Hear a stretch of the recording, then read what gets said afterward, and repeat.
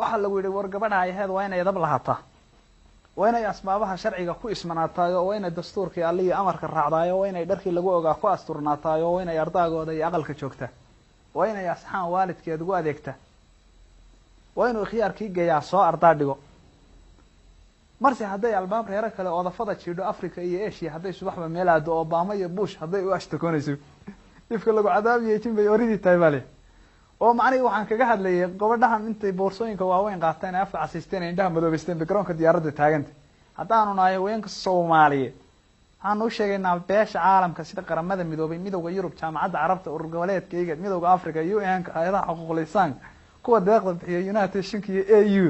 waxaan u cadeynaynaa u qeexaynaa u bayaaminaynaa u soo bandhigaynaa xaq iyo xuquuqdii qismigii iyo qaybtii aan ku lahayn arrimaha Soomaaliya in miiska nala saaro shuruud la'aan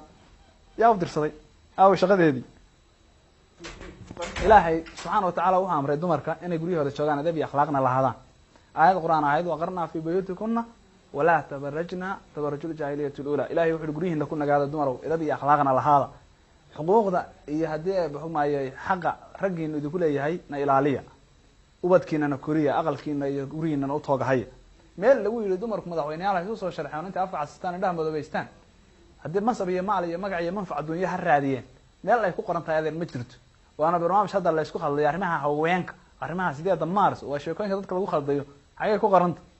إلى يقوليه إن تشوجو كوي الرجال قوامين على النساء تمر يقوليه رجع مامل كي ثلاثة وقدم بهاي دفاع ذلك يدوديسك ذلك يكورتك دقن حماده إلى دجالك مسلمان سوق يسوقد أمنية هؤلاء صار ركب الله حد صار الدمر كشقكم عليه أفارها أنا يسكو قلنا هو دمبي كبائر